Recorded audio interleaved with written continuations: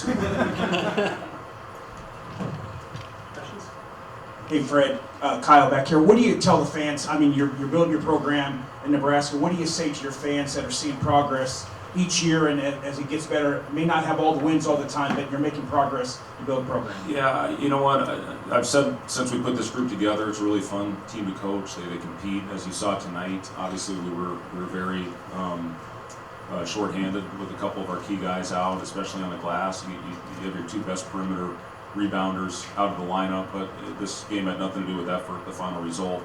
And our guys kept competing. What did us in was the starts to both halves, and give Purdue credit for that. They come out in this building, it's an incredible atmosphere, great place to play, but our guys never backed down, and they kept competing and coming back, and I'm proud of them for that. And that's been, you know, the MO of this team. They've really bought into a defensive identity. You know, we had to give something. You can't take everything away from this team. And, you know, we outscored a very physical, lengthy, big across the board. I mean, it's not just Edie. It's first. It's all their players. They have great size and length, and you know, we ended up outscoring in the paint. They got hot, and unfortunately, we couldn't slow Lawyer down. He's a hell of a player, and but again, our guys continue to go out there every time they step on the floor and battle, and that's all we can ask of them. That's what I'm going to ask. But if you feel like in the 2 games you played Purdue that your defense did a good job on Edie, it was just, as you mentioned, Lawyer got hot in both games to get him over the hump. Yeah, you know, that first one obviously could have gone either way. We had plenty of opportunities on that last possession. I think we got 4 looks at it, and then had a tough break go against us, you know, in that last possession at the end of the game. But yeah, our guys have gone out there and executed exactly the game plan that we put in. One thing we did, we helped off the strong side, the single side, twice, and Lawyer made us pay for it on both those. But he hit escaped dribble threes, he hit off the bounce, second contested mid-range shots, and those are the ones that you're willing to give up. You just don't want to give uncontested ones. So I thought our rotations, for the most part, were pretty good. I have to go back and watch, obviously, the film as we do every game, and see if there's some things we can do better. But yeah, we were on point with our rotations. I thought we got a couple nice deflections out there, but you know, again, the starts of both halves, I think it was 20-3 at the free throw line. But again, I thought we played with physicality, but we were just missing, you know, some rebounders there that could have made a difference. And we miss some open looks. You know, we miss a layup early, we miss a couple of good wide open shots, and you have to make those if you want to win a game like this on the road.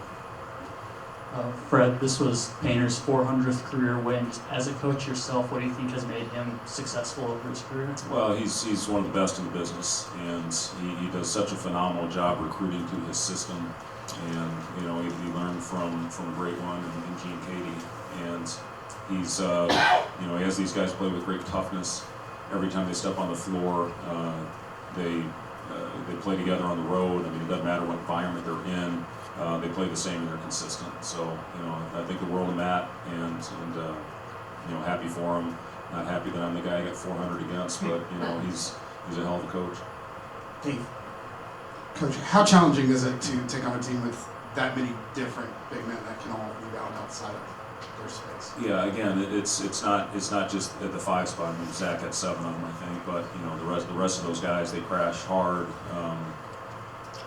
It's just, again, it's what they do with their guys. They're one of the top. I don't know if they're still the #1 offensive rebound rate team in the country, but they get a very high percentage of their misses. And when you're missing a couple key guys in that category that can help you on the glass with your guards, you know, you could be in for a long night. But again, it had nothing to do with competing.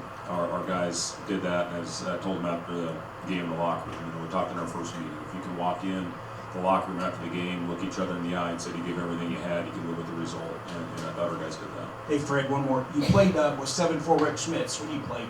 Zach 7'4". I mean, what's it like to compare those guys? Obviously different eras, but similarities or differences with those guys? That's a great question. I hope Edie's not as cheap as Rick was, but you know, Rick was a very good friend, and you know, one of the best guys I ever played with. He was so good. That jump hook was lethal. You know, he could step out, knock down a shot. The game's different now. I mean, obviously back then everybody was playing through the post. You know, I think Edie's more physical, certainly a lot more physical than Rick was. You know, Rick's jump hook, I saw him embarrass a lot of people with that jump hook and stepping out and knocking down that little 15-foot jump shot. But, you know, Rick, I think if you looked at him at the same stage of their careers, Zach's just so much bigger than Rick was. Zach's body, reminds me of Yao. He's just, he's got those big legs, thick legs, wide shoulders, hips. And he's got great stamina for somebody of that size. But both great players.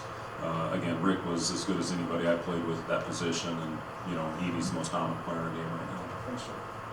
Rick, when you look at Purdue, you get to a point in the season where a lot of teams start shrinking their bench, and I think that Matt's continued to play 9 or 10 players. Is this really that complete, that deep of a team that's, you really have to, when you scout them, scout 10, 11 guys? Yeah, it's one of the harder scouts, and it's not only that, but it's all the different actions that they run, and they execute so well with so much pace. And he's got so many different types of players and different dynamics. He brings in a group off the bench. Smith, I don't think gets nearly enough credit.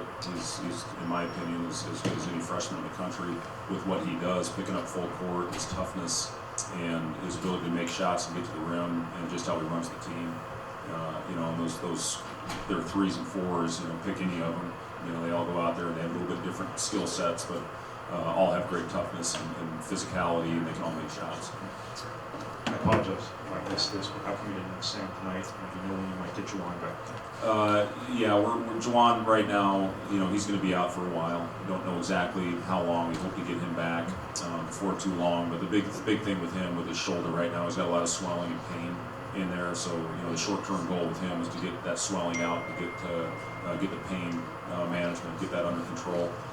As far as Sam, he's got a little bit of a hip flexor strain. He's much better than he was a couple days ago, and yesterday he just had trouble running. He got out, he ran.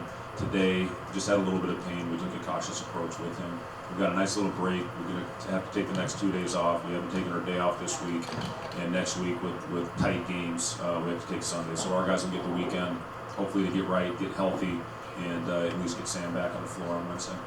How long have you known the Boyer family? When did you first kind of see Fletch as a little kid playing? Yeah, well, I've known John just from our NBA connections, and my son Jack played with Foster at Michigan State, so we spent a lot of time together at games, and my wife and and Foster and Fletcher's mother, spent a lot of time together watching games, and when I had some extra time after in Chicago, I was able to spend a lot of time with that team. So it was great to get to know those guys. I mean, John is phenomenal, very well respected NBA personality, and then just to see Fletcher grow, and I don't think anybody knew he'd have this type of impact on his team. But he's so versatile and can make shots. But his ability to take off the bounce and relocate and shoot threes and mid range, he's got a hell of a future in front of him. Any other questions? Thank you.